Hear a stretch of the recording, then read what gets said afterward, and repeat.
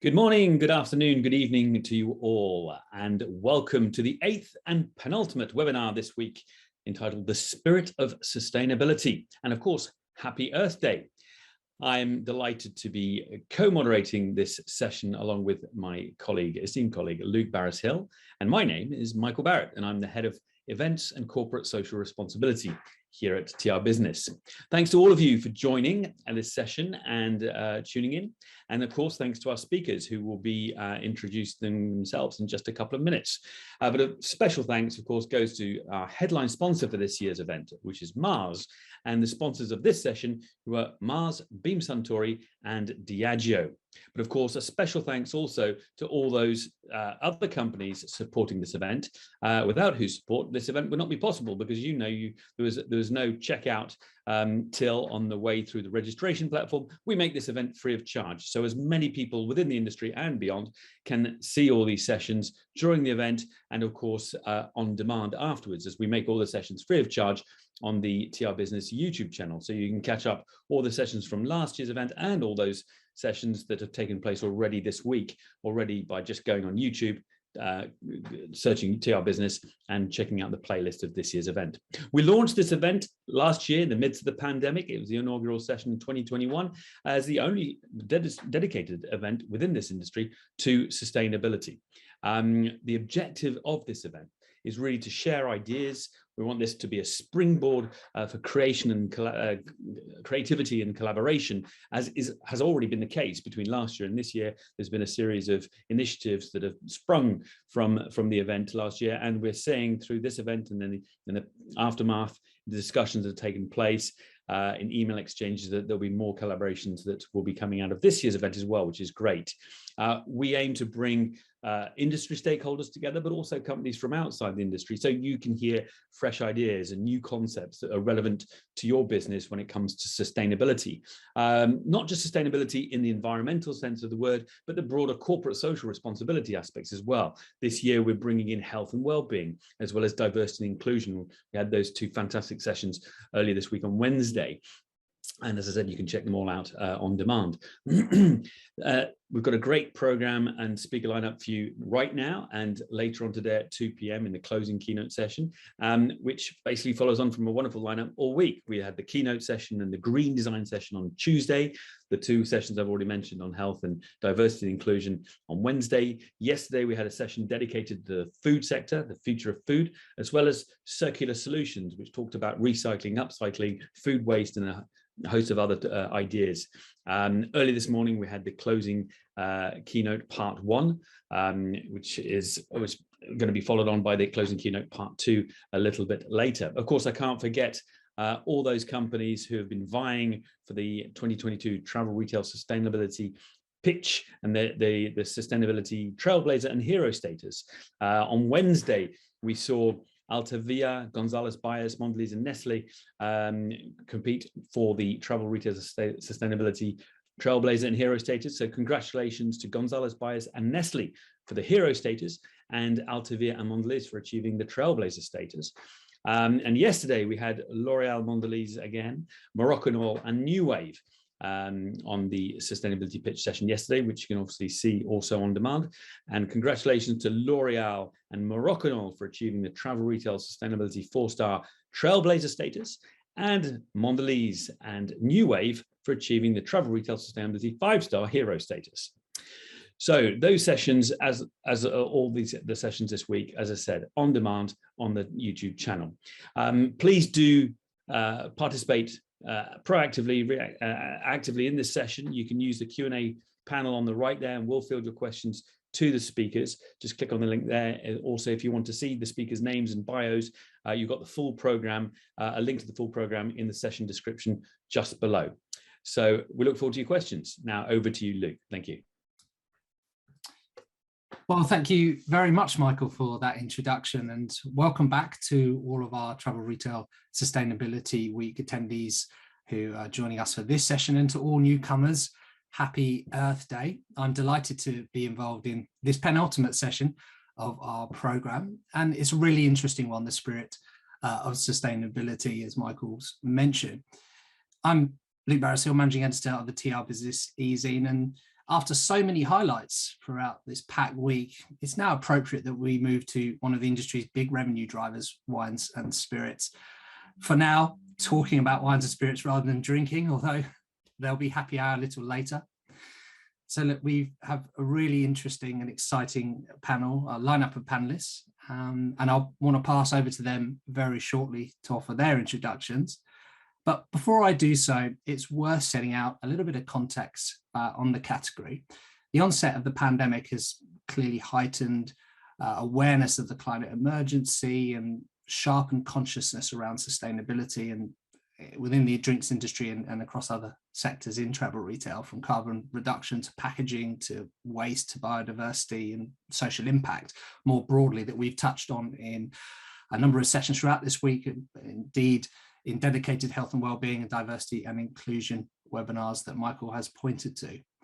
Now, according to a Pernod Ricard UK commissioned report a little earlier this year on the drinks sector from Footprint Intelligence, which drew responses from more than 1,000 consumers, there were some quite telling statistics. 53% seek out information on environmental and social response, on the environmental and social responsibility of drinks brands, and 56% consider that a drinks brand's green credentials are important when they are considering which brand to purchase. When it comes to packaging, for example, 56% of consumers check for eco credentials within the brand. 74% check disposal information when throwing away material, and the same number, 74%, carry reusable cups and bottles for drinks on the go. And I think these are quite pertinent statistics, and we'll be unboxing some of these stats in more detail as we move through the session. In addition, when it comes to mindful living, I'll just throw in a couple more statistics. 53% care more about the health attributes of drinks than they did 12 months ago, and a whopping 83% are opting for low or no sugar options in drinks. Bigger pardon, low or no alcohol variants and no sugar options in drinks. So these are all important figures to keep in mind when it comes particularly to consumer awareness, and that's obviously being transmitted in travel retail at the moment. And we want to build on this throughout the session by spotlighting some of the initiatives that our brand companies that we have on the panel are going to share. In addition, we'll be delving into some more sector-specific data and insights courtesy of Mindset. They're going to be elucidating a bit more on the shopper journey. So at this point in time, I would like to now introduce, or give at least our panelists the opportunity to introduce themselves. So I will start with Adam Dobson. Adam. Hi, I'm Adam Dobson. I'm the Global Sales Director for Silent Pool Distillers based in Surrey in the UK.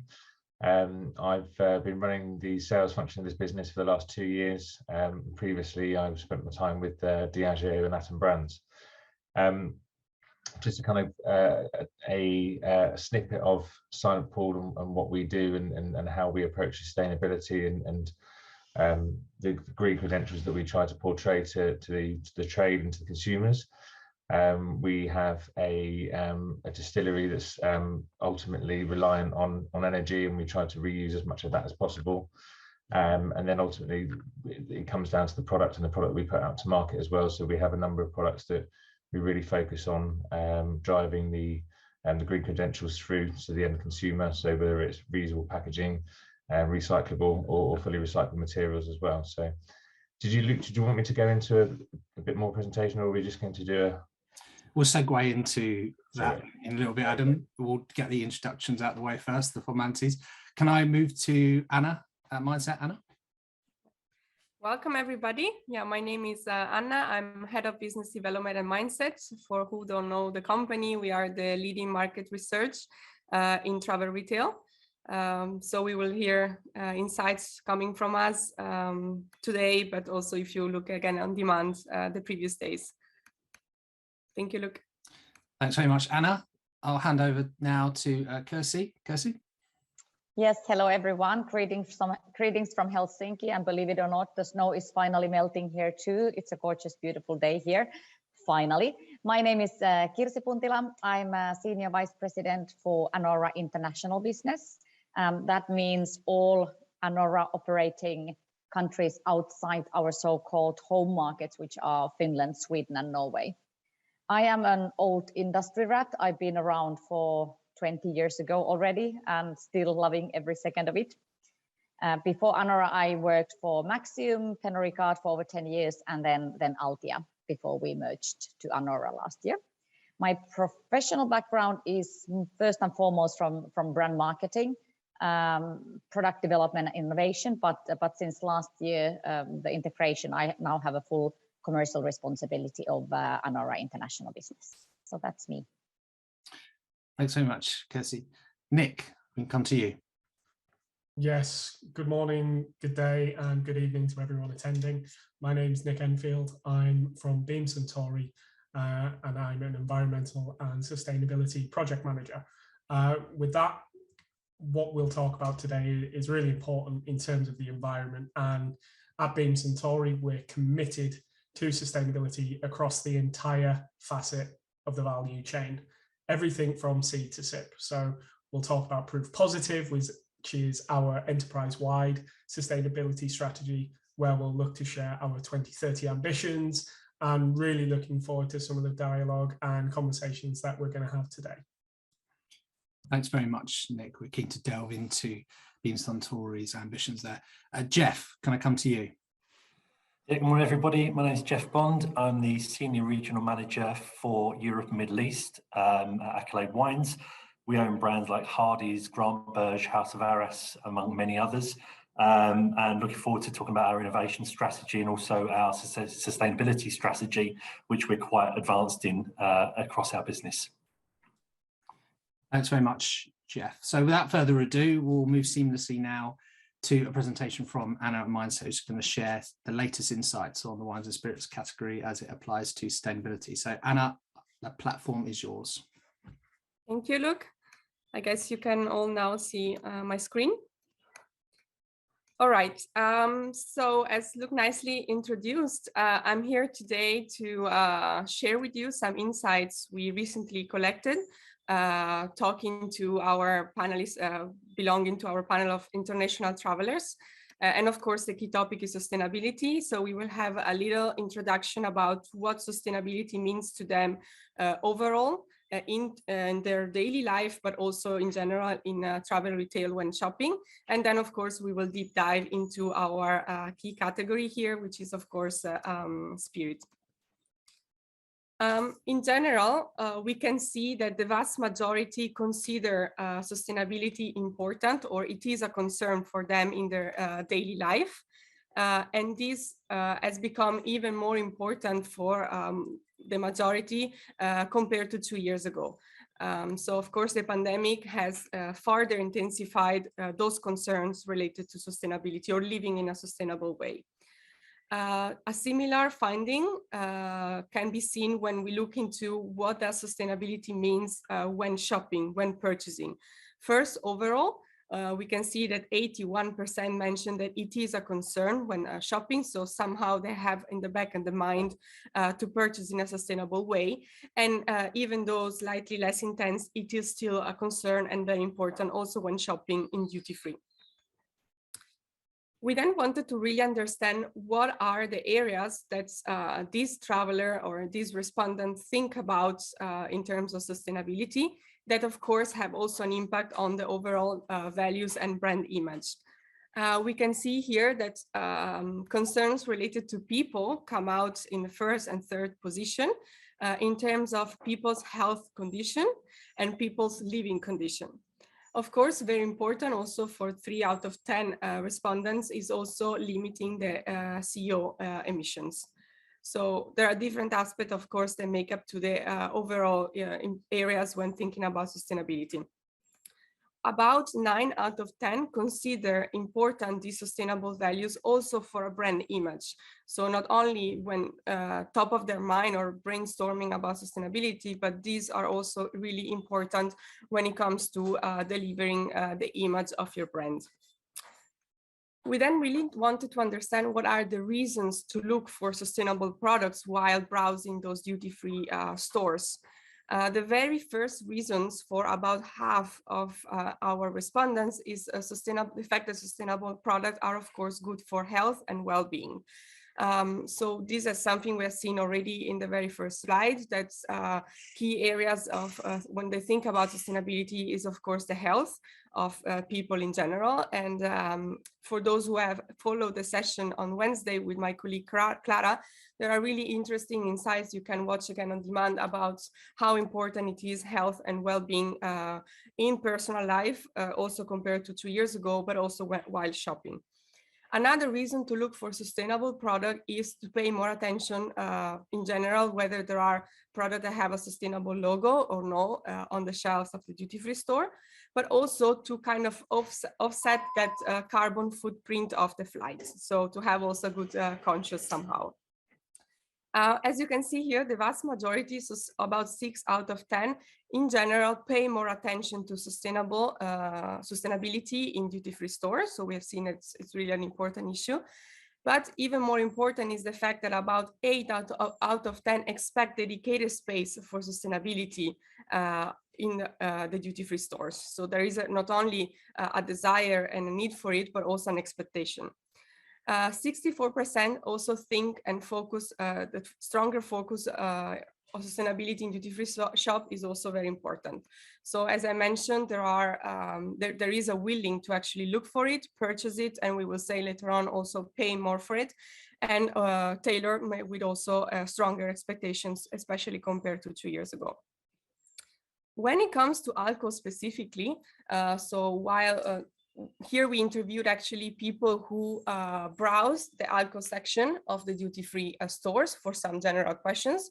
And for some more questions more related to purchasing behavior, we only look into those who actually not only browse the section, but also end up purchasing alcohol products in duty-free stores in the last 6 months. So overall factors considered when choosing alcohol products in duty-free shops. In general, we have the brand, obviously, which is at the very top. So people in general try to stick to brands they are familiar with. We then have price, which is, of course, a leader in the overall idea of duty-free. And in third position, we have sustainability, mentioned by 46% of these alcohol shoppers. Sustainability is indeed ranked as third position. When we look into those actually mentioned as the #1 factor, considered when purchasing alcohol products in travel retail, we have 15% who mention it as a very first factor, which is still extremely high. Consider how other aspects are very relevant. For example, value-related aspect that you guys might have seen throughout many of our presentations. We have looked before at what is the importance of sustainability when purchasing or when shopping in travel retail overall, and we had that 75%. So here, the percent of those who consider sustainability when shopping for alcohol is slightly higher. We have 78%. Extremely important is also the share of those who look specifically for sustainable alcohol products in duty-free shops. So not only the importance overall of finding sustainable offers in the alcohol section, but specifically or proactively look for sustainable products. I guess the charts on the right is also kind of gives you a more actionable insights, is the fact that the majority is willing to pay more for sustainable alcohol products in duty-free. So not only we have a general interest, a proactive action, but also a willingness to pay more. And amongst them, 67% would actually be willing to pay about 15% extra. So this is really, of course, in general, the perception, or when you tend to answer about sustainability, you always tend to be positive. So let's say that results are slightly skewed towards a more positive perception, but this is also a very crucial indicator of the fact that there really a strong openness and willingness to actually be active and be part of this all sustainable journey. We then wanted to understand key aspects in terms of making alcohol products sustainable, motivate to purchase, and worth it to pay more. So we have always these three key KPIs: overall interest, purchasing, and paying more. In general, for alcohol specifically, the idea of finding organic or bio ingredients stands out at the very top for all three KPIs of the shopping journey. Also very important is that to find carbon neutrality for all three of them, slightly less for making worth paying. And then we have different aspects for each of them. For example, clean manufacturing process is one of the aspects that makes a product, an alcohol product, sustainable or perceived as sustainable. Recyclable packaging motivates them actually to buy it. And fair trade sourcing of ingredients make it worth paying more. So the ingredient is really, and it will come out later on when we ask them about what do they think is missing or what can be improved. The real idea of finding sustainable ingredients stands out particularly in this category. Indeed, we can see here the importance of finding products with eco ingredients. We have half of the respondents. Eco packaging, 48%, so still very close, and eco production process. So there is a very good spread among these three aspects that are considered important when looking for alcohol products in duty free. The vast majority are in general satisfied with the offer of sustainable products. This is recently. It would actually been interesting to compare these results with what was the perception 3 or 4 years ago, let's say pre-pandemic. There are also reasons for dissatisfaction among those who mentioned, those 27% who mentioned that they're actually dissatisfied. First of all, there are not enough sustainable product offered. And here I want to point out, because we also conduct a qualitative phase for some of these groups to really deep dive even more on what are some key reasons of satisfaction and dissatisfaction. The fact of not finding sustainable products offered sometimes, and it goes in line with the second point, is not the fact that they might be offered for real as a part of the assortment, but the fact that they don't stand out enough, or that they're not well communicated through. So we know how it is when we walk through a duty-free store. Sometimes we have time, sometimes we don't, sometimes we are overwhelmed with the offer. And this is actually the case also for duty-free exclusive, for example. So when there is something that is different, and of course sustainability products are different, or should be different, they also need to stand out from all the rest and to be communicated in different ways. And not only, we have mentioned that many times, not only in duty-free stores, but also pre-trip. So there are plenty of ways to reach out to those consumers and let them know that there are sustainable offers for alcohol in duty-free shops. Areas that alcohol brands need to improve to become more sustainable in general. We have, of course, the manufacturing process at the very first. So in general, to reduce the carbon footprint. Ingredients, that still stands out as we have seen throughout the presentation, and packaging. In general, the majority believe that alcohol brands in duty-free are taking more steps towards sustainability compared to the last 2 years. So we have seen just before that satisfaction score is actually nowadays quite high. The majority also believe that when brand does a step towards sustainability, it is actually credible, and even a higher percentage expects certified sustainable alcohol products in duty free. So the idea is still to find something that's certified, is whether it is a logo, whether it is any kind of way of even also communicate, of course, the sustainable offer. It is very welcome and perceived as a good indicator. We also look at preferred ways to receive information about sustainability. We have seen that this is really crucial. In general, certifications, logos, information on the product on shelves are the very first preferred way, even though they are very well spread. social media advertisement, and dedicated area in the store.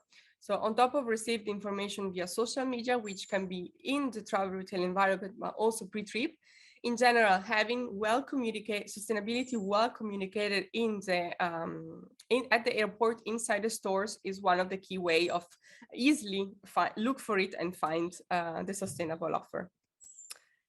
So just to wrap up quickly, and then if you have any questions coming from the speakers or from you guys attending, please let us know. In general, there are increased concern about sustainability when living overall, but also when shopping, and especially in travel retail. Not only increased interest, but also high expectations among travelers to find dedicated spaces for sustainable product in the stores or brand sustainable offered. Sustainability is a key factor when looking for or choosing for alcohol products in duty-free, also leading to a high willingness to pay more, which is really a key next step. Finding organic or bio or sustainable ingredients is the main aspect that makes a product sustainable, but also would motivate to purchase and also trigger a high willingness to spend. Manufacturing process, ingredients, and packaging are areas of improvement. And the positive keynote is there is an increasing trust and expectations towards alcohol brands about sustainability, but extremely important is the way it is communicated. The sustainable offer is communicated in travel retail. Thank you very much. Thanks so much, Anna, for that really comprehensive outline that sets the scene for our discussion. It's littered with facts, really useful facts and some detail. For me, it was interesting to see that sustainability ranked as third behind brand and price when choosing alcohol and duty-free and TR. And of course, as you mentioned, of that percentage, 15% ranked sustainability as the most important factor. I wanted to just ask, do you have any further insights on that 15%? Presumably this is a global study. Do you have any breakdown on the nationality, the shopper profile relating to that 15%? What do we know about those shoppers? Yeah, not with me right now in terms of giving you some more numbers, which would be my job though. So I can look for it, and then whenever you publish about this section, I'm happy to deep dive into that. But what I have on top of my mind is in general, I'm not talking about alcohol specifically right now, but in general, when we survey about concerns and importance of sustainability, and of course, when we break down, especially by demographic, we can see that there is a strong interest among millennials. There is a strong interest in general, but millennials are those that are more proactive about it. They are more motivated about really doing something about it. And when shopping, being part of that sustainable journey. So for sure, I could bet that among those 15%, we have a highest share of millennials. Then probably for alcohol, it might be slightly different, but overall, we also have, and we have shared that, I think was 2 years before during the TR Connect. I don't remember if it was called like that, but the webinars we were doing throughout the pandemic, that females are also one of the key groups that is really not only interest, but also proactive about it. It might be, as I mentioned, slightly different for alcohol, so I can provide you the exact numbers because we have a slightly higher share of male shoppers in alcohol compared to other categories. So that here the proportion might be slightly different.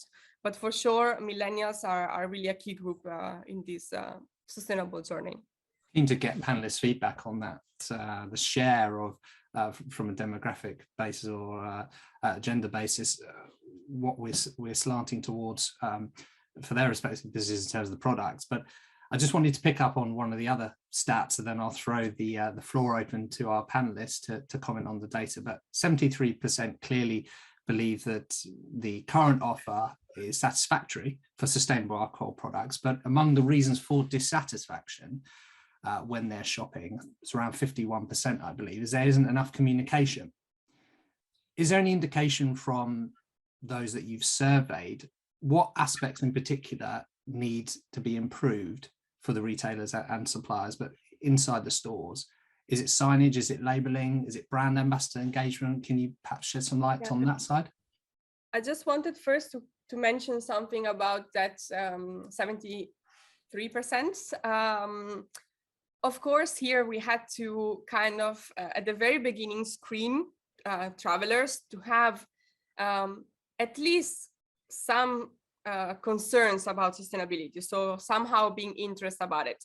So of course, we have a highest share of people who are satisfied because they are interested about it, obviously.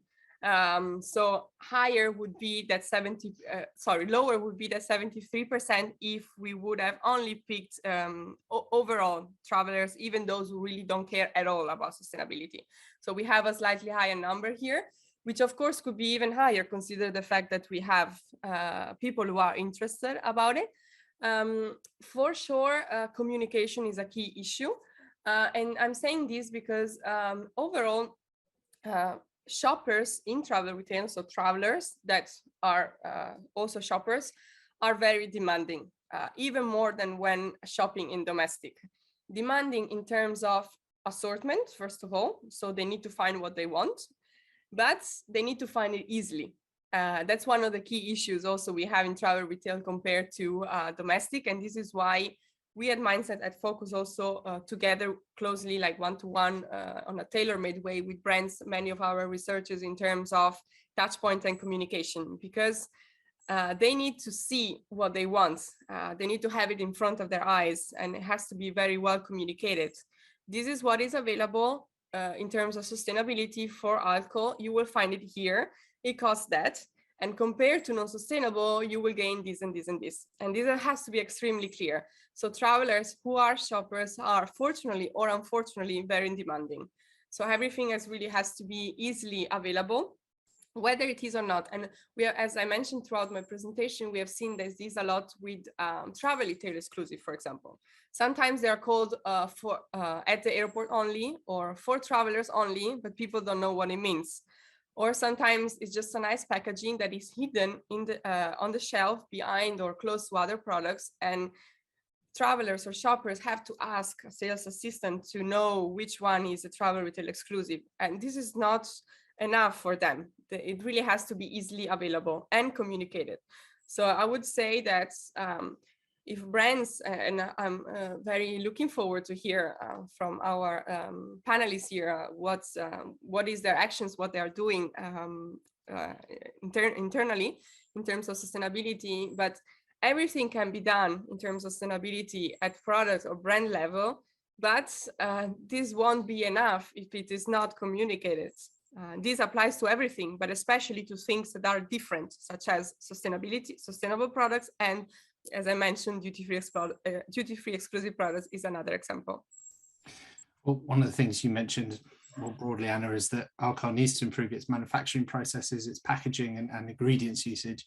I want to turn to our panel to get their reactions on that, or indeed anything else that jumped out from Anna's presentation. Perhaps, Jeff, I could pick on you first.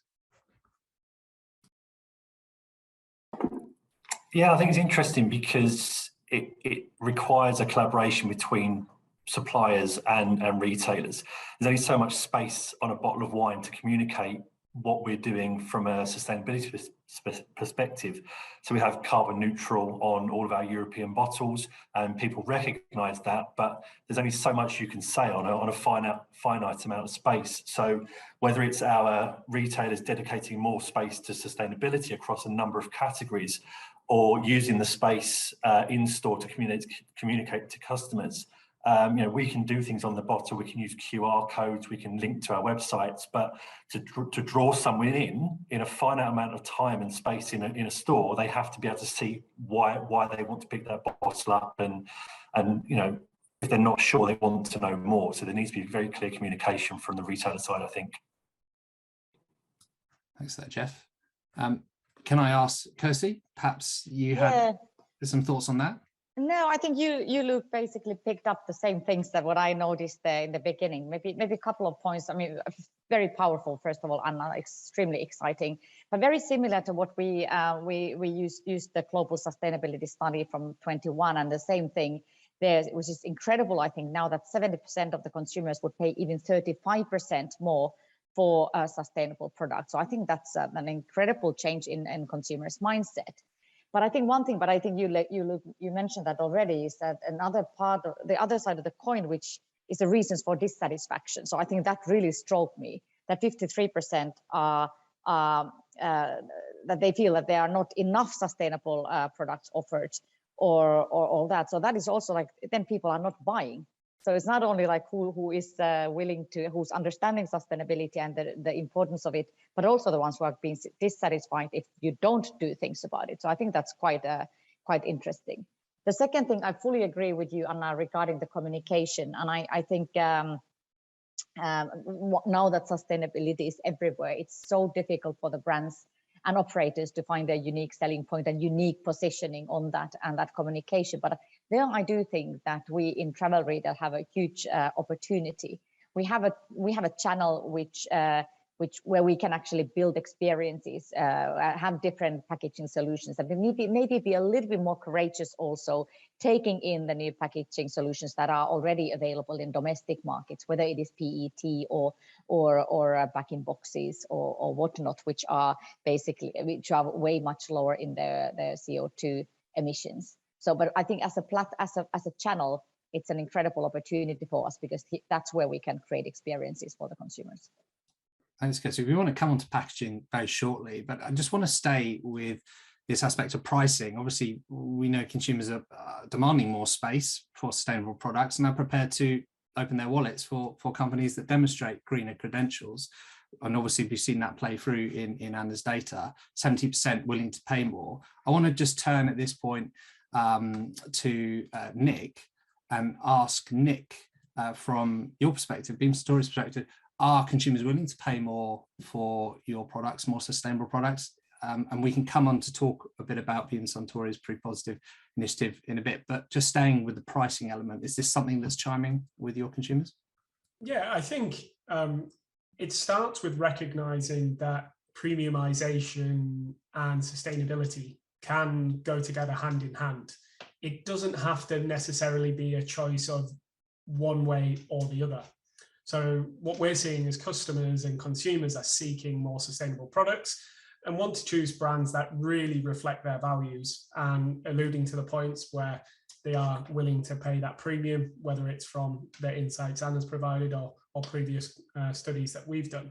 What I will say as well is retailers are driving the sustainability agenda as well. So setting parameters of what products and packaging they'll allow in stores. So we see it in many domestic markets where there's B Corp aisles, so to speak, where, you know, products in our portfolio like Maker's Mark and Sipsmith, who have recently achieved the accreditation, they could go into those aisles. I think within our own portfolio and sustainability, we've got a great example in terms of Maison Courvoisier. So we've recently gone through a full brand redesign.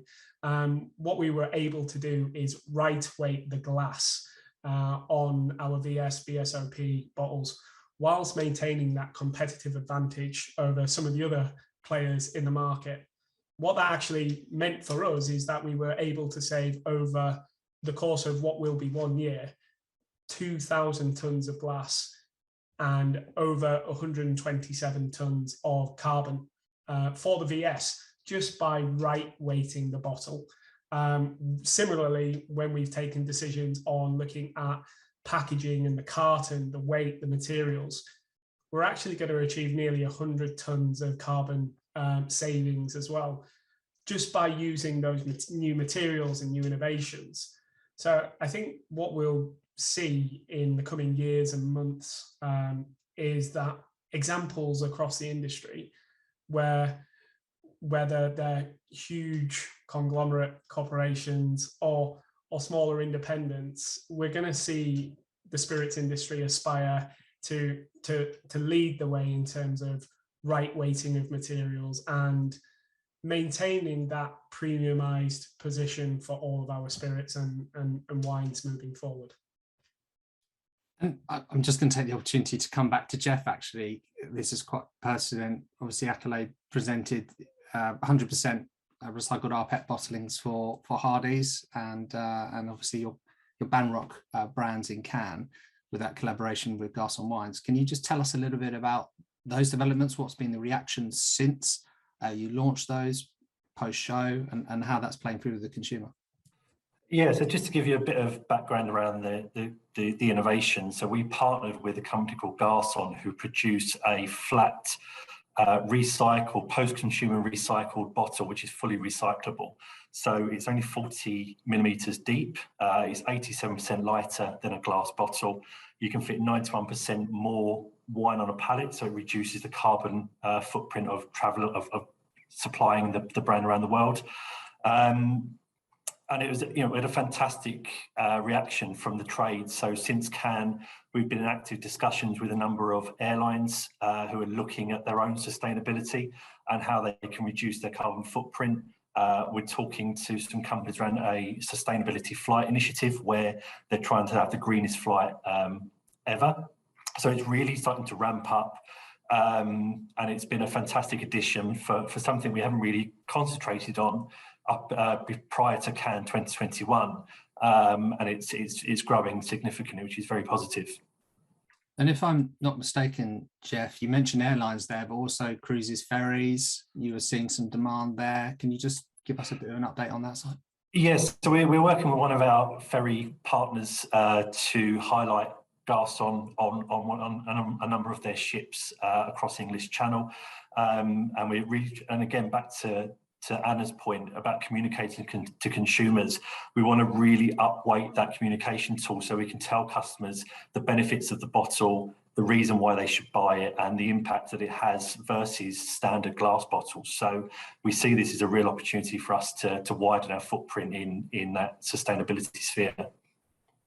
Jeff, look, can I just say, put a question to Jeff there? Yeah, and Jeff, you said it was quite complicated to communicate the sustainability message in the limited space. So yeah, partnership with retailers is important, but the actual shape of the bottle and the weight of the bottle in itself sort of sends this huge message just in the physical form and shape of it. Just like on Kirsi, in your sustainable vodka, the Kirstenkorva vodka, you've got it. It's climate change vodka, isn't it? On the label, you have it. It's like what Stuart was saying yesterday from Nestle.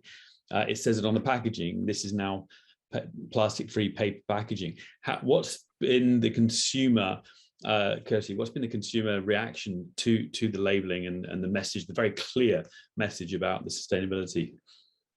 Yeah, for Koskenkorva vodka, we are working on both fronts. One is the PET bottle, which is, as said, 60% less CO2 than the glass. But then we have the whole regenerative farming. I could actually share you very quickly the, I don't know if I can use this now. I guess this is it, right? Yeah, we can see. Yeah.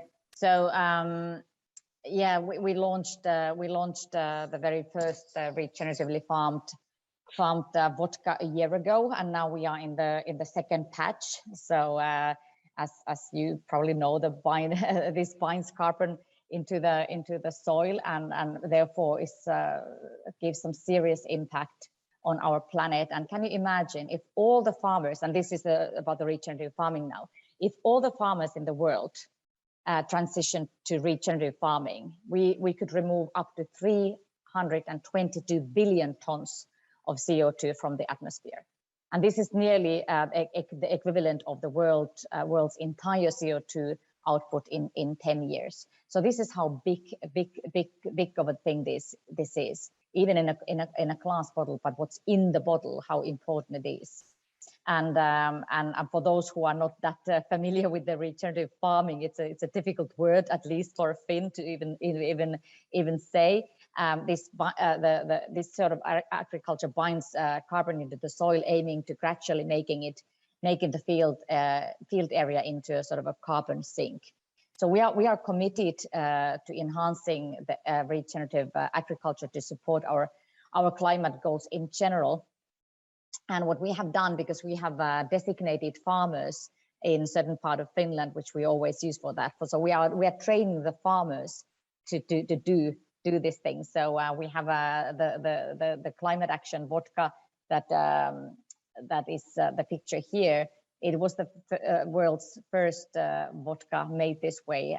It's a single estate vodka with collaboration with our company, Baltic Sea Action Group, and then local farmers. So we start small, but we would like to obviously get all our Koskenkorva vodka product to that. It takes some time But as I always say, that it is a journey. Sustainability is a journey. Not even consumers are expecting us to turn everything around overnight, but it's a journey that the decision that you as a company and you as a brand just need to do. And that's what we have done, to the point that most of our international clients now would only like to order the vodka, the Koskenkorva Climate Action. Unfortunately, we still have limited patches of that, but as said, that is the ambition, that all our contract farmers would eventually be doing regenerative agriculture, and therefore all our vodka would also be that. It might be a fitting time just to show that video. Oh, it might be as well. Yes, definitely. Please do so. Here in the village of Koskenkorva, it's all about sustainability. Unfortunately, in the age of YouTubers and TikTokers, ads about 99.9% recycling rates don't stand a chance. So we set up this stunt instead. Well, maybe next time we'll just show our distillery that has a 99.9% recycling rate. At least that's impressive. Koskenkorva, vodka from a village. Thanks for that, Kirsi. Very amusing, and the whole campaign, isn't it? It's across all There's the the whole campaign. There's the whole campaign. We, by the way, we don't do Koskenkorva communication. We only do sustainability communication. So for us, Koskenkorva brand communication is the same as sustainability communication. As said, Michael, there's a whole bunch of videos on that same topic. Excellent. And Adam, could we just take that to you, the question about the whole sort of visual aspect on the packaging, because with your Green Man gin, that's obviously speaks for itself as you pick the bottle up.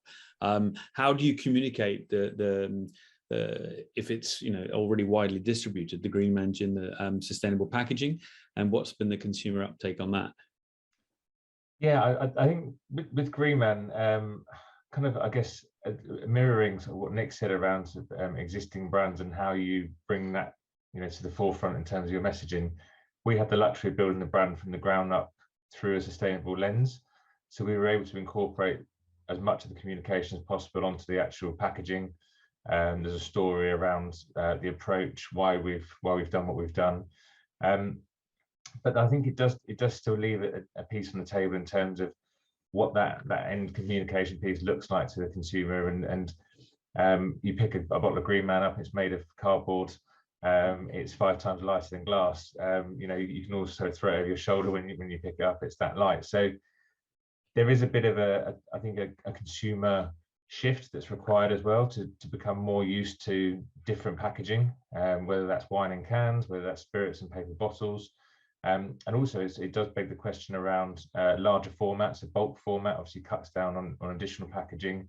There's refills, which is also another area that we're exploring at the moment, to create that closed loop and returnables, and something that's obviously existed in beer for quite some time, but for wines and spirits it's not as prominent. So for us, there's a lot of unanswered questions still on the table, but certainly where we've had the luxury of being able to communicate on pack at the moment, that's definitely given us a clear avenue to do so. And I was to jump in here just with a question regarding the communication element, as you've mentioned. Do you think there's still a fair amount of confusion when it comes, certainly at consumer level, to disposing of products in the correct way? Obviously, consumers are engaged with the need to be more environmentally sensitive, but when it comes to the packaging, reduce, reuse, recycle, and that entire life cycle of the products and the packaging, is there an education piece, and is that something that sort of Silent Pool's trying to play up? Yeah, absolutely. I think sometimes we forget as manufacturers of products that we do all of the right things in terms of the packaging, where we source the ingredients from, we cut down our own carbon footprint, but there's still a major part in terms of the consumer decision of post-purchase and what they're supposed to do with the packaging. We have directions on our packaging of how they break the product, the product down when to finish using it, how they recycle it, and where they can recycle it. We have communications on our website that show them, what component parts are, and so there is definitely a piece there as well, which it comes back to my point around that sort of closed loop. If you can create a product that almost doesn't require the consumer to think about how they using it from a recycle reuse, then I think that's where you get to the optimum point. I think there's a key piece around almost a sort of a traffic light or scoring system as well, which will allow consumers to make decisions once they become far more comfortable with sustainability. So whether that's on the packaging, on the ingredients, on the production methods, or even on the recyclability, I think they're important aspects that we need to think a bit more further about. You look at the salt and fat and sugar traffic light system we have in a lot of westernized countries now. That's been a big shift in terms of consumer behavior and purchase intent. So key things for us to think about going forward. Does that messaging, Nick, chime with Beam Suntory's brands? Obviously, you work across different verticals. You have lots of different products and brands, respected household names, but particularly American whiskey or Japanese whiskey. Are there big differences you're seeing in the manner in which consumers are informed or their current levels of knowledge in those categories regarding reduce, reuse, recycle?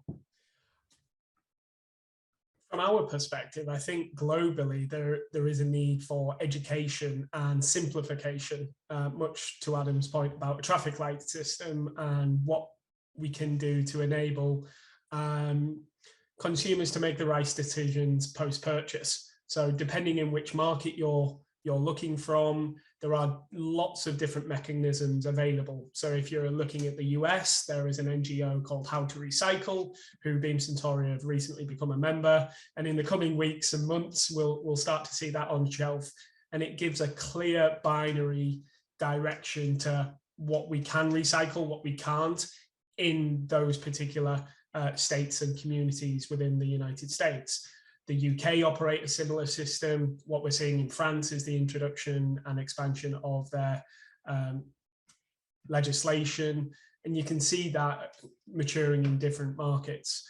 What we're starting to see as well, just in terms of nutritional information, we've made huge voluntary commitments to educate consumers what's actually going into the bottle, just in terms of energy information. So I think where we will see it, it's generally in spirits and wines. It depends which way you want to look at it. I think there is certainly a lot of discussion that needs to be had further across industry, across companies, with legislators, governments and consumers to understand what do they really want from corporations? How can we be better partners and leaders in this space? And ultimately what sustainability means to them. I'm sure if we ask the other panelists on the call today to give a 1-2 sentence term of what sustainability means to them, there'd be little nuances where it's slightly different. And I think that will be changing by region as well. So hopefully that answers the question for you, Luke.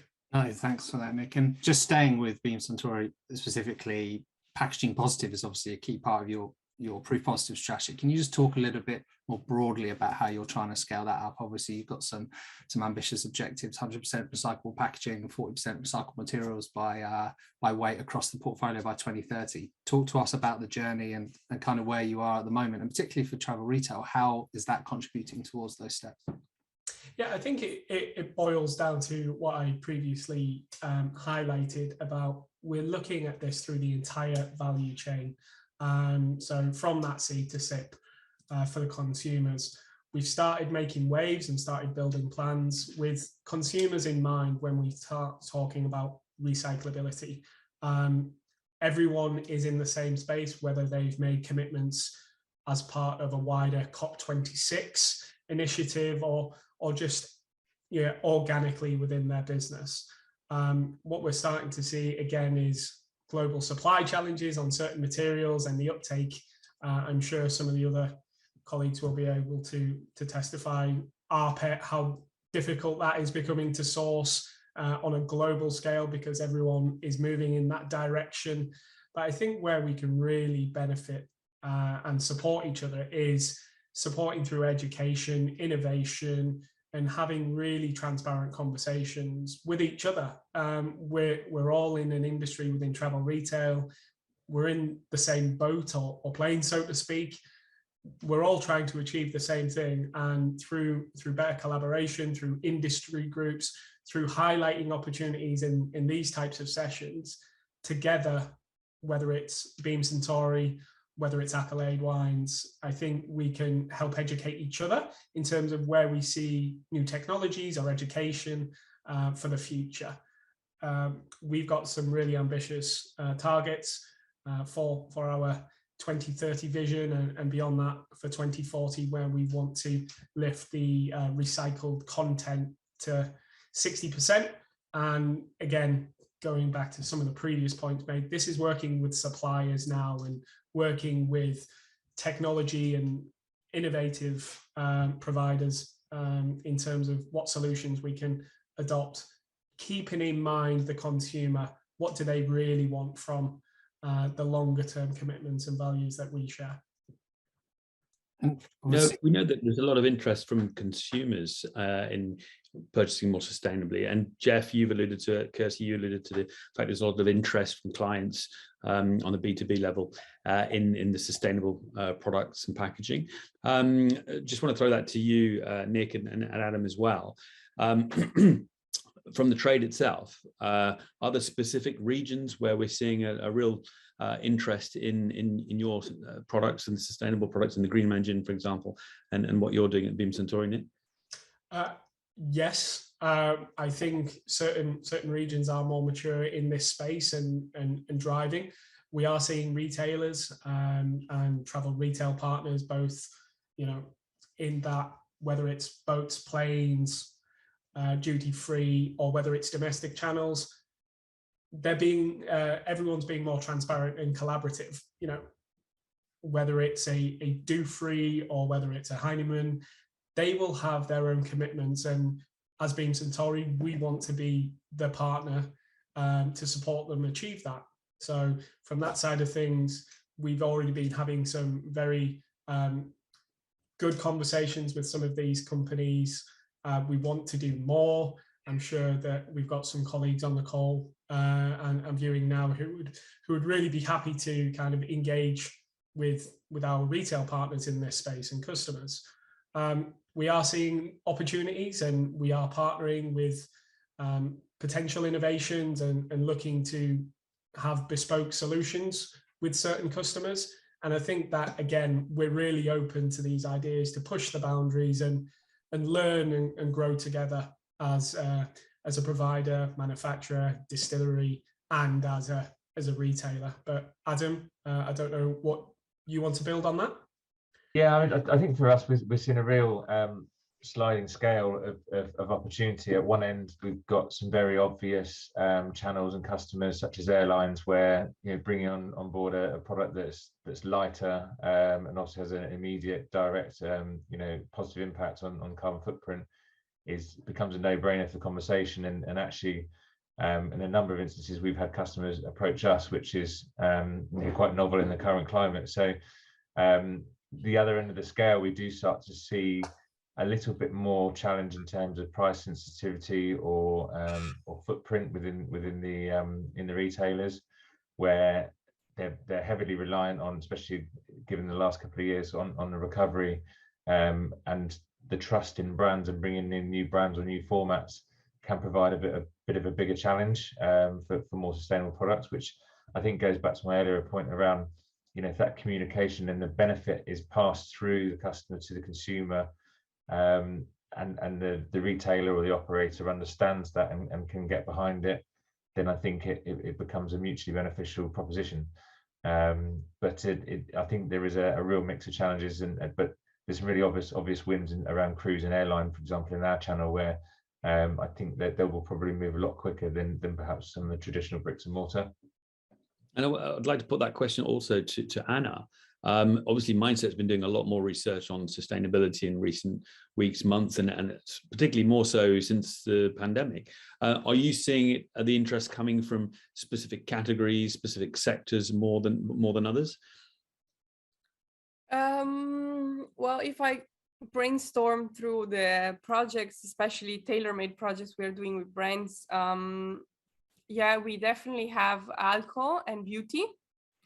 And if I think about alcohol, I don't know, Michael, if you want me to bring in this topic or not, but one of the key issues, and I'm going back to what Nick was mentioning before, is how to make premium and sustainability go hand in hand. And this is what we are doing with both of big alcohol groups. I cannot say much, but I will just stay very broad. It's basically how to be able to keep that premium feeling while communicating sustainability. And this applies especially to, at least for what we are doing, through the packaging, because to the packaging, and obviously there is a big difference based on the purpose behind, whether you buy for gifting, whether you buy for yourself, whether you buy for formal gifting, whether you buy for informal gifting. And this is a big issue, because how, like, for example, if you are one of those that buys that very premium spirits for an informal gifting, you want to have a nice packaging, right? You want to have that really cool, rigid, sorry for the terminology, Nick, bottle, packaging for the bottle, where you can also maybe personalize it somehow. So the packaging is a big part of the gifting idea. And how do you make that sustainable? So we, this group, this brand came out with some option themselves. But some work, some no. Some work in some markets, some don't work in others. So, for example, the idea of delivering, having a very light, sustainable bag that you can reuse, where you can put your spirit inside, and where you can even write on it, has turned out to be a good idea in some markets, but in some others, for example, they were mentioning that it is too not premium enough, too informal. It looks like a grocery shopping bag. So they would anyway need to wrap it, which of course doesn't go hand in hand with the sustainability idea anymore. So there are plenty of issues behind. And not only for the packaging, but also for, in this case specifically, was a dedicated area, like a kind of pop-up store or pop-up area, how to communicate sustainability there, but keeping the premiumness of the brand. And of course, for example, the green color, which in some markets immediately triggers the idea of sustainability, but doesn't harm the premiumness at all. In others, it does. Because for that specific spirit, for example, there are some colors that are attached to it, whether it is black, whether it is, I won't go in detail there. And of course, the green won't keep that premiumness idea anymore. But if you keep the pop-up store with those colors, people walk through it without thinking about sustainability. So there are really plenty of issues, which our role is to bring them out. Unfortunately, your role, guys, is to solve them.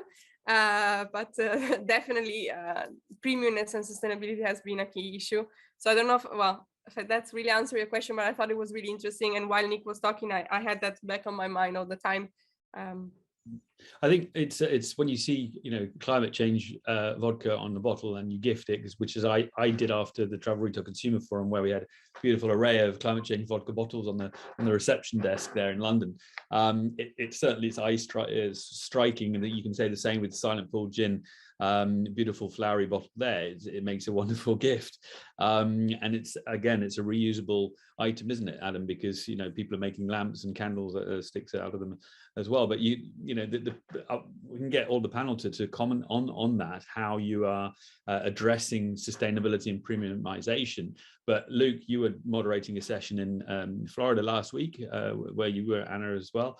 And in the next session, we'll hear about vintage luxury, which was the topic of that session. We heard about sustainable luxury in London as well. So it is going more and more hand in hand. Kirsi, you had your hand up. You wanted to make a point on that.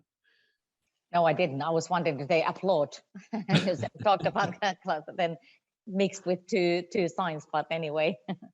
Well, okay. You touched on an important point there. Obviously, Michael, vintage luxury that we addressed in our TR Consumer Americas Forum session, and it speaks to obviously the changing discourse trend-wise that we've seen in lots of different categories. And just to segue into something slightly different now, conscious consumption, more healthy drinks that speak to consumers' more health-conscious lifestyles, be it low or no alcohol variants, and that in particular.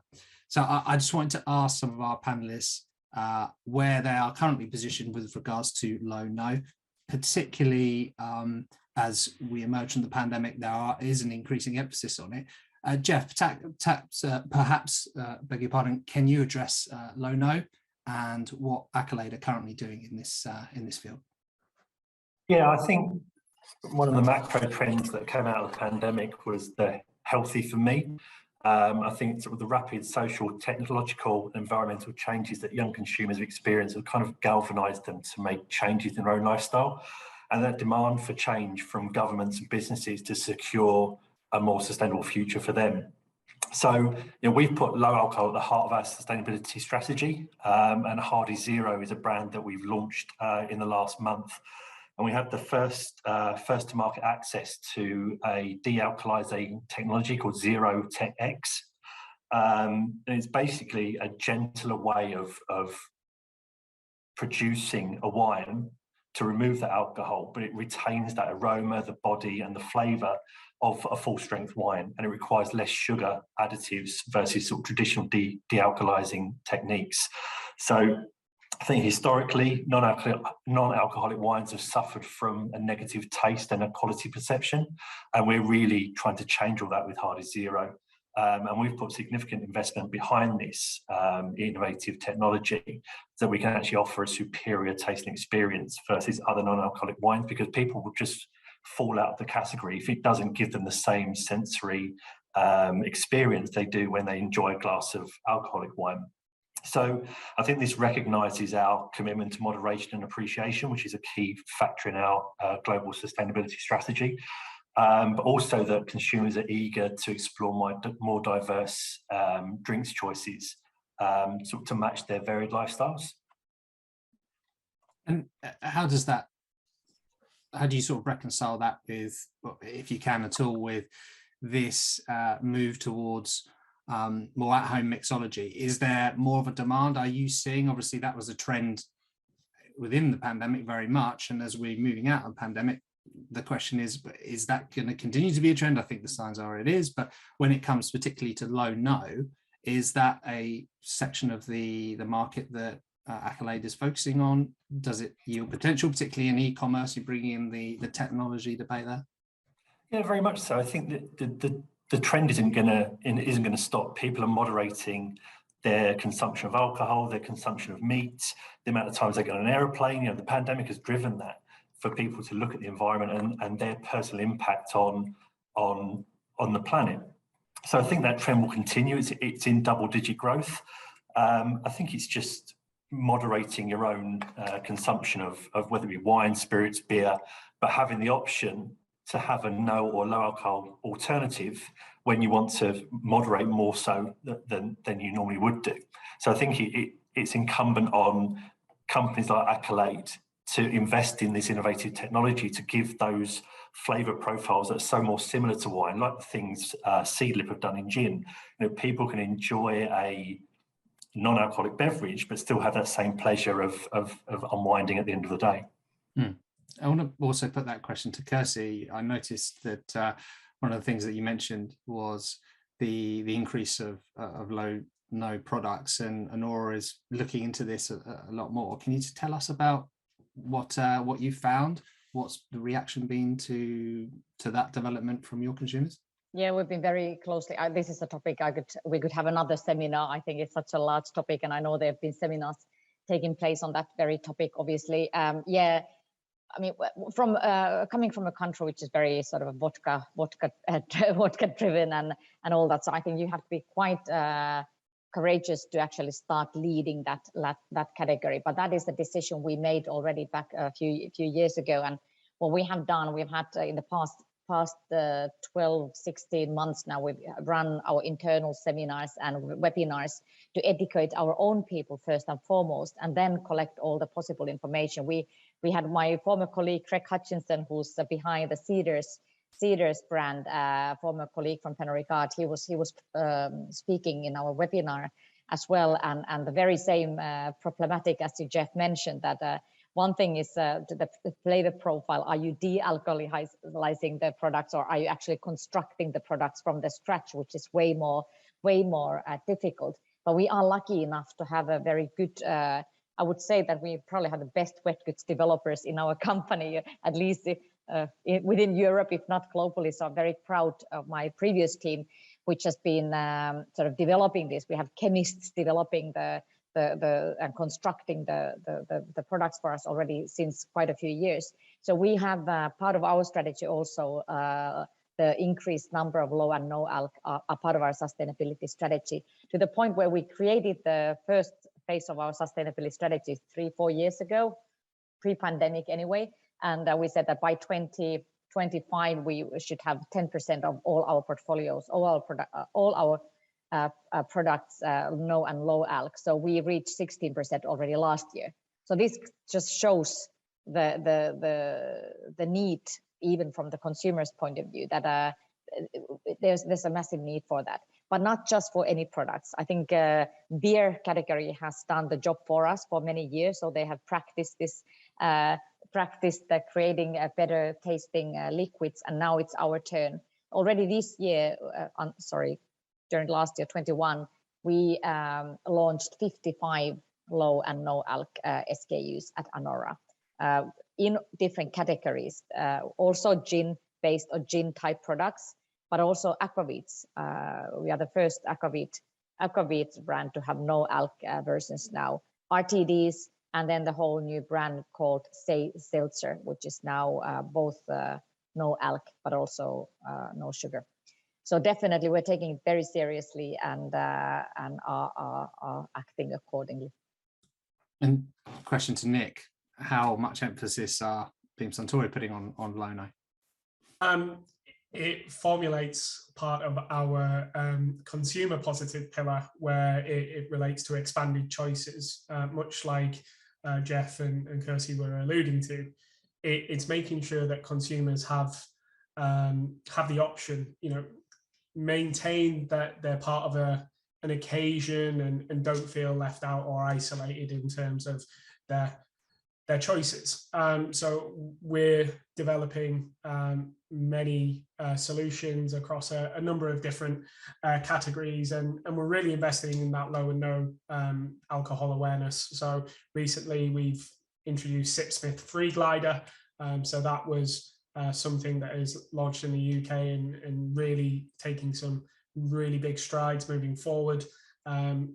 RTDs, the extension of Lemon Sour Zero in Asia, where lemon sour is a really popular brand for us. But then there's other RTD formats, and we're looking to expand into low and no alc tequilas, gins, vodkas, and further expansion through ready to drink through various partnerships that we have globally. So I think for Beam Suntory, we see it as a really good place to operate, but actually enabling consumers the choice is the most important thing. Just through that investment in responsibility, making sure we're educating consumers that we do have these products available and giving them choices. I think that's the most important thing, so that they can tailor it to their needs, wants, and their ambitions, what they want from their celebration or what they want from their occasion. And actually, you mentioned their occasion, and we've touched on it a little bit in the session, but are there particular motivations to engage with low no at certain points, particularly in the travel journey? We talk about gifting, sharing, but is there any metrics or research that you've conducted perhaps, or interesting trends that you've seen regarding the propensity for low no at certain stages? Look, was that directed at me? Yeah, sorry, Nick. Yeah. Sorry. I haven't got the numbers to hand, but again, I think consumers are creatures of habit, so to speak. So whether they are traveling, long distances, short distances, sometimes, picking something up for that short journey home, whether it's in a domestic environment or perhaps on a longer environment or a longer travel journey.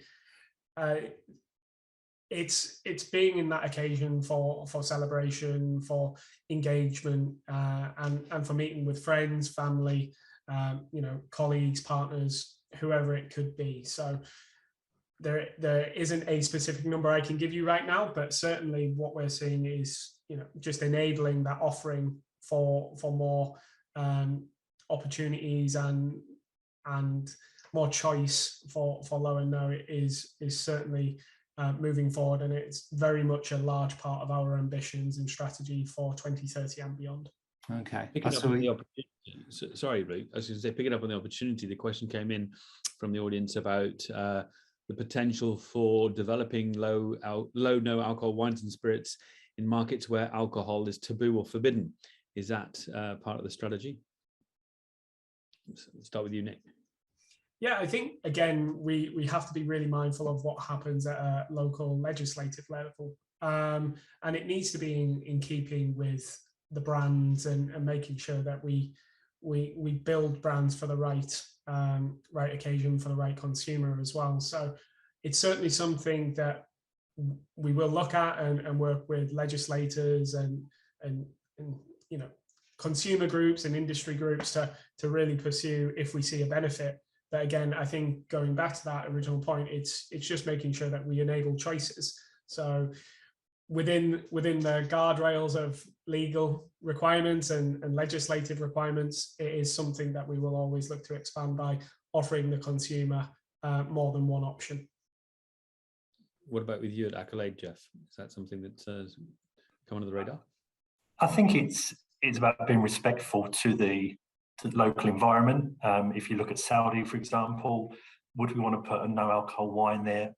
Yes, but is it the right thing to do? I don't know. At the end of the day, it's going to be consumer driven, and these things are driven by domestic markets where consumers pick up these brands in their local stores and expect to see it in travel retail. And when you look at our sector, it's not about treating yourself. So it's a better bottle of whiskey, a great bottle of wine.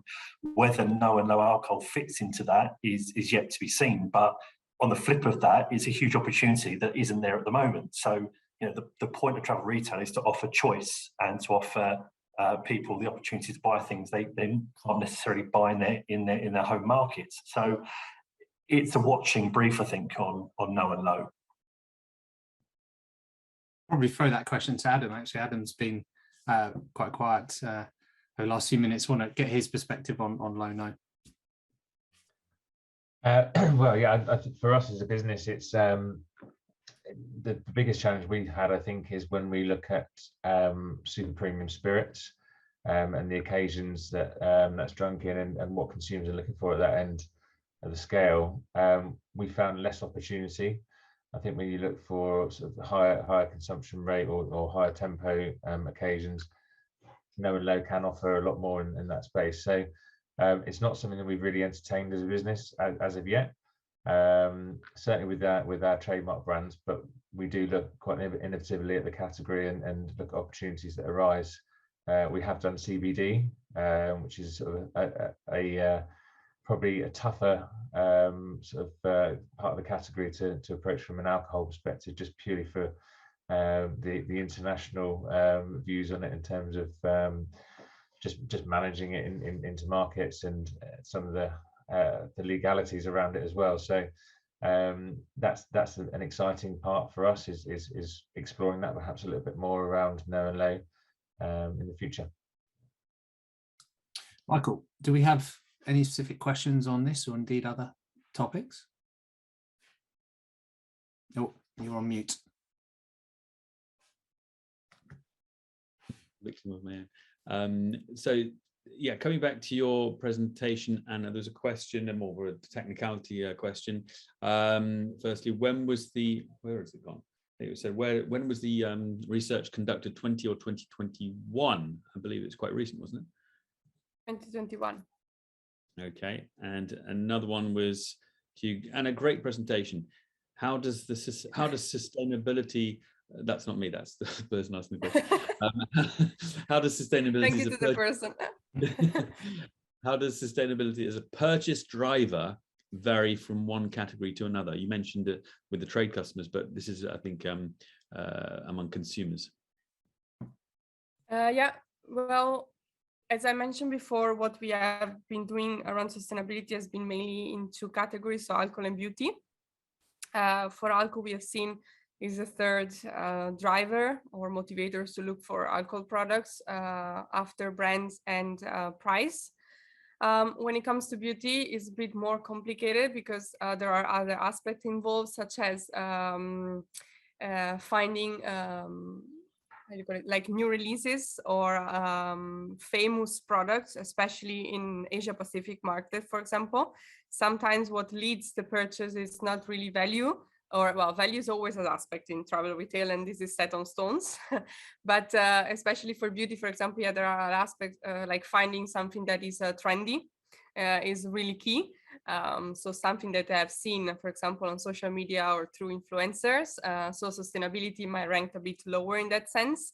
However, it really depends also on the markets. And at the end of the day, if you think motivators to drivers is actually a very hard question, because there are motivators that come from that are built up through the time. You know, when you inform yourself, for example, about shopping in that specific category, whether it is first domestically and then in travel retail, there are different aspects that are built up in your mind to then guide you through towards a specific brand, for example, or towards a specific set of products.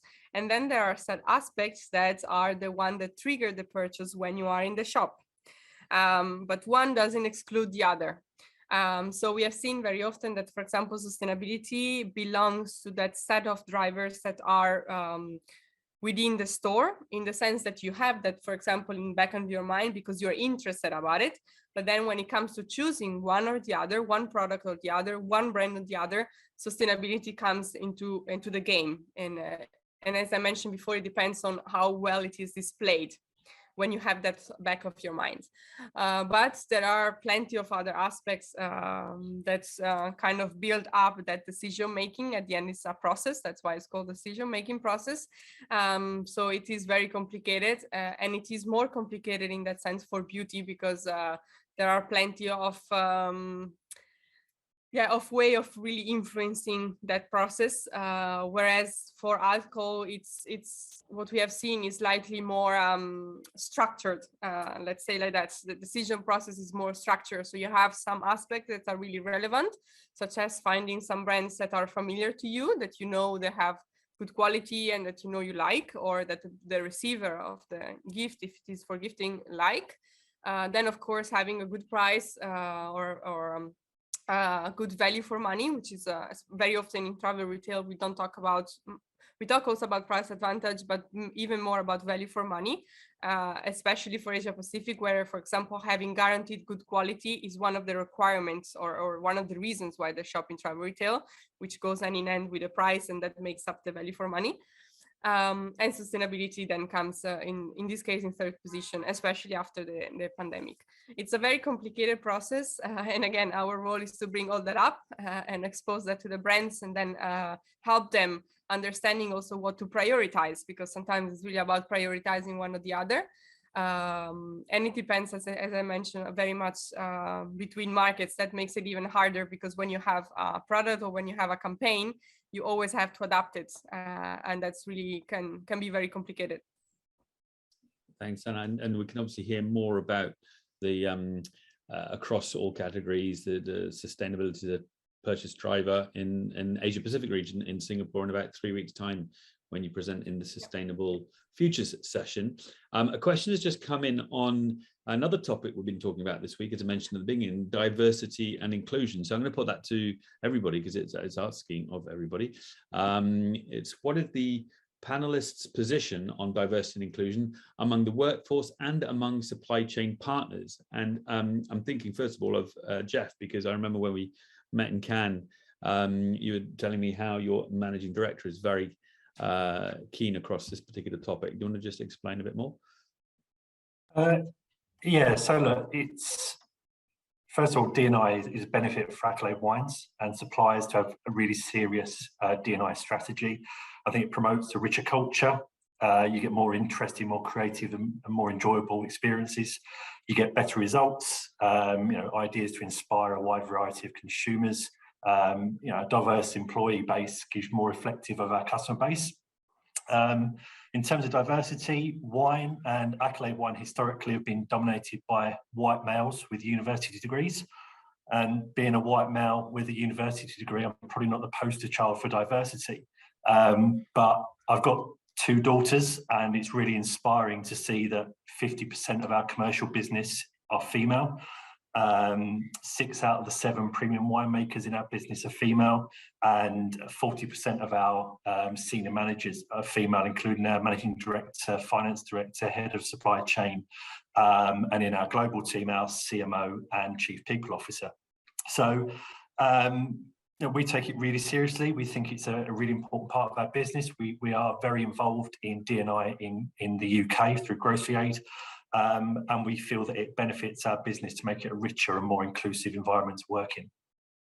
Worth actually throwing that question to Kirsi as well. I know that Anora places a particular emphasis on gender inclusivity in the business. I think that came through in your presentation, but are there other areas in diversity, inclusion and equity that Anora is focusing on? Yeah, I think we talked about it. The Anora is now setting our new sustainability strategy, but already at the moment, we're promoting our inclusive and safe workplace, and then that consists of 4 different areas. One is operating based on Nordic values of equality, diversity, and inclusion. Second is the balanced gender distribution in management teams and the board. Nordic countries in general are quite good in that. We have pretty much 50-50, whether it is our board or our management team. So we're quite well in that position. But then also striving towards zero absence due to injuries, so sort of a zero injury top target we also have. And finally, responsible sourcing and value chain. So we are members in the Amfori BSCI, and that's part of one of the elements of that topic at Anora. And to Nick at Beam, obviously the company places an emphasis on the community aspect. Just talk us through what the company is doing in that regard, particularly equity. Yeah, I think for our community positive pillar, the ambition is that we will foster a more inclusive and equitable culture. So whilst working to increase gender, racial and ethnic representation across the entirety of our business, but also volunteer our time positively for any impact society and anything to do with the environment. So we believe that this is a critical area and central to the evolution of our business, culture as well. We know that people who grow together in diverse and inclusive environments, we're able to obtain unique insights, experiences and backgrounds. And really that means a lot to us, because what will enable us to do is for our team members, colleagues and global partners to really have a seat and a voice at the table. So internally, we're doing a lot of work with our employee impact groups, where we have a lot of different teams working globally through different ethnicities and genders and sexual orientation. So from that side of things, we're doing a lot of work with that, and with our global diversity and inclusion teams as well, just really driving the importance of conversations across the business. We've set some ambitious goals for 2030 to have 50% of women in leadership positions, 45% of racial and ethnic representation within the US, and with that, trying to make it a more inclusive and enjoyable place to work and be the employer of choice. I think what we're doing externally as well is really important. So last year we supported at the Cinderella Whiskey Fair. So it's, for those I'm sure that are aware, it's one of the largest trade fairs in the Nordics, just in terms of happening on the Cinderella ship. We supported place last week, I think it was last week. There we go. So there was a Women in Whiskey Masterclass in 2021, where we were lucky enough to kind of celebrate and highlight women's contributions in leadership in world whiskies. So along with a number of other organizations and companies such as High Coast, Edrington, Bacardi, we kind of came together and delivered masterclasses over the 3 days. So one masterclass a day. We also were really fortunate enough to have Susan, the chairwoman for the Swedish Whisky Federation, as a special guest speaker on our behalf because of COVID restrictions. So I think, again, it's what we're doing externally to promote that DE&I agenda is really important. I want to give the final word to Adam. We are running out of time, but Adam, how Silent Pool approaching this topic, diversity, equity and inclusion? What strides have you made in working towards greater aspects within those different components? Yeah, I think obviously it's the heart of our approach to D&I, and ultimately, I mean, as a small business, it's sometimes more tricky to get it right. You know, putting the cards on the table and being quite transparent where you're in a very sort of sparsely populated area, and finding the right talent to do the right job is a big challenge. However, having said that, you know, we're in a move to diversify the board.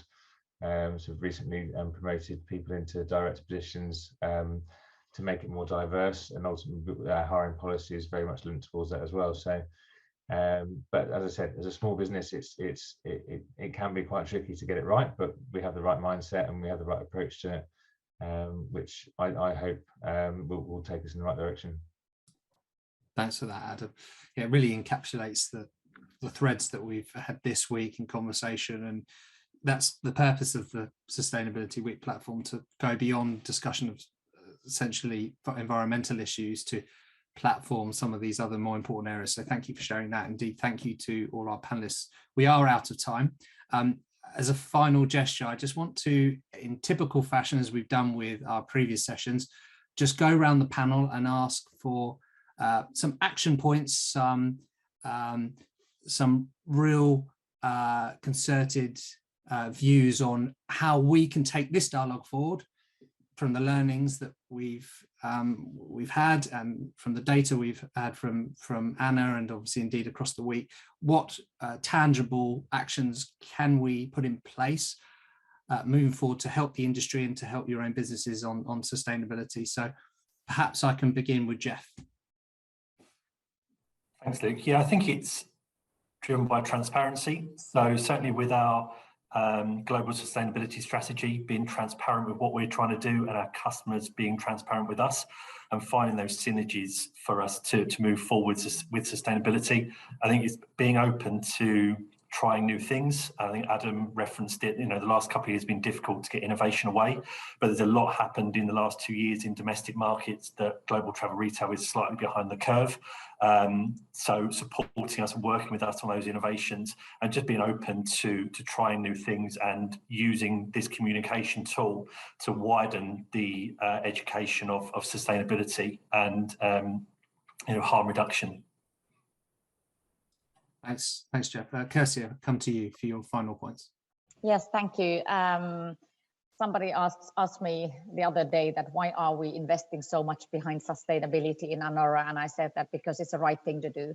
It's the right thing to do for the people. It's right for the planet, and believe me, it's right for the business as well. We are here for the business, and it's growing our businesses. What really struck me here was the word collaboration, and I think it was Nick who said it. We can't do this on our own, and we can't do it anymore with SKU by SKU. We need to take the sustainability through the whole value chain, whether it is like for us, it's every single barley grain. We circulate 100% of that.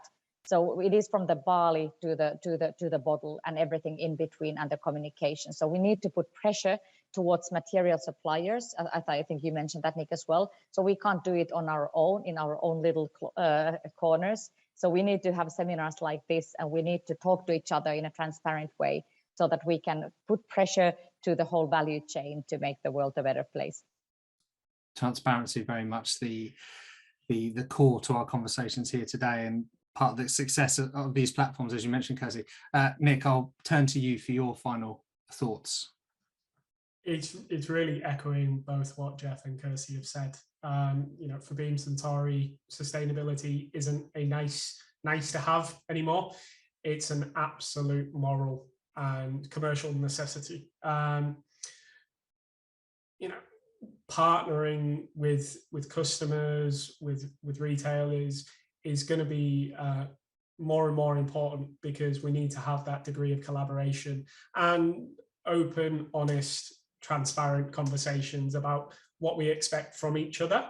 And there will be times where there is a misalignment, that grey space in between, but certainly by having those conversations, it will enable us both to achieve our shared ambitions. And certainly within travel retail, innovation plays a big part of that. And whilst we have seen some challenges over the last 2 years, I'm sure that it will be trailblazing in the years to come in terms of engaging with consumers, communicating the right messages, having new solutions to containers and packaging, and actually pushing the boundaries as it always has done in kind of my experience. So I'm really looking forward to having kind of any feedback or any questions, and I'm sure that goes for all of the panelists as well. I know, I'm sure it's been really riveting and enlightening to hear from some of our suppliers. What key learnings can Mindset take away from this session? I always refer back to Nick, sorry about that. But definitely that sustainability is not only a nice have, but it's a must have.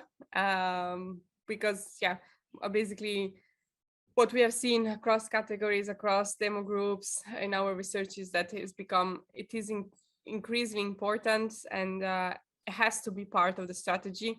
But we have been talking about retailers, we are talking about manufacturing process, we have been talking about that, but of course I always bring the consumer point of view.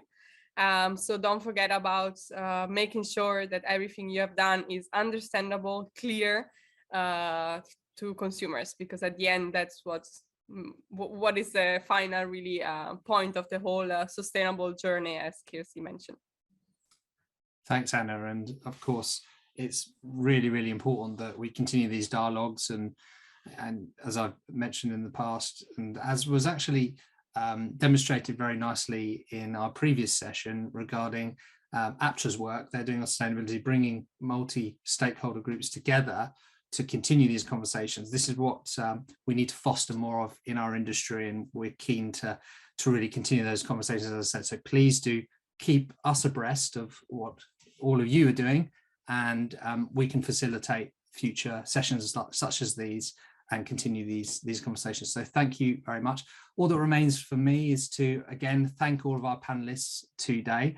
We have one more session, a really exciting session, our final keynote, the second of our two-part keynotes. So please stay tuned for us as we work through Earth Day.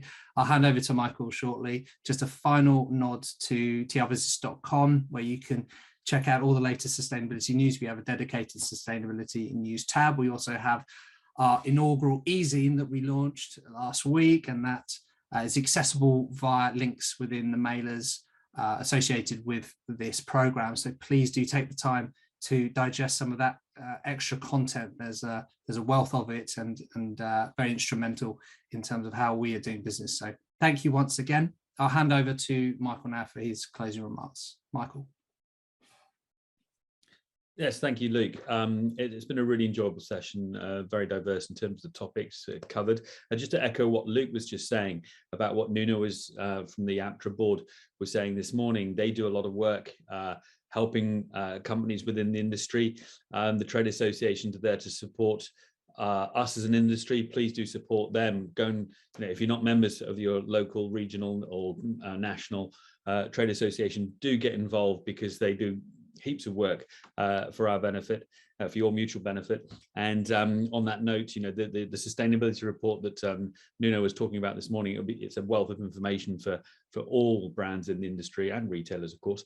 Again, the TFWA event coming up in Asia Pacific, it's there as a networking event, but we're a forum for discussion on sustainability, among other things. So we look forward to seeing you there, and please do come to these trade association events from around the world, because it's a great networking, but also information gathering and knowledge opportunity. As I mentioned earlier on, we'll be at the TFWA event in Cannes on the 4th of October for our Travel Retail Awards ceremony. The awards are underway right now, so you've got up until the 31st of May as a deadline to submit your entries. So please do send in your category nominations or Best Sustainable Supplier nomination or even Best Sustainable Retailer nomination for the awards, and the ceremony will be on the 4th of October in Cannes. But at the TFWA event. And prior to that, we'll be meeting in Cyprus at our second edition of the Travel Retail Consumer Forum, which is a joint venture with our partners there at Mindset. With Anna, Peter and the team there. So we look forward to seeing you there, hosted by Cyprus Duty Free there. And there'll be obviously a ream of discussions about consumer, not just sustainability-centric issues, but consumer-centric issues, with lots of consumer insights from Mindset. So another fantastic opportunity. Before that, we'll be having 2 more webinars, the TL Connect series on health and well-being on June the 15th, and 2 weeks before that, June the 1st, on diversity and inclusion. These are topics that are hot topics. Companies are talking about it and focusing on these issues more and more. So as has been discussed in this session, we'll be talking about that more. So do find out more on that on trbusiness.com. And I've also already mentioned the Singapore event in 3 weeks' time. And as Luke mentioned, a closing part 2 keynote, Green Influencers Combining People, Planet and Purpose, part 2 is coming up in just less than 1 hour right here on this platform. So look forward to seeing you there. Thanks again to all of you for attending. Thanks to our wonderful panelists, and of course the sponsors of this particular session, who are Mars, Beam Suntory, Diageo, JTI and L'Occitane en Provence. Thanks to you all. See you in just about 50 minutes. Take care. Bye-bye.